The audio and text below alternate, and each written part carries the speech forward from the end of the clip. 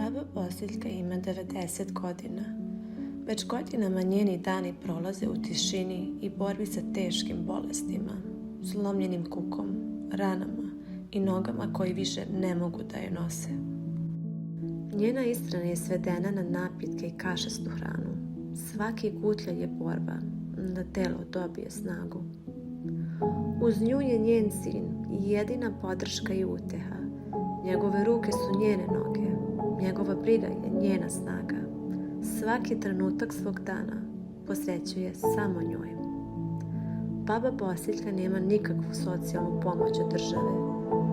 Naša želja je da babi Bosiljki i njenom sinu donesemo malo olakšanja, topline i sigurnosti, da njihova ljubav i odanost dobiju podršku kakvu zaslužuju.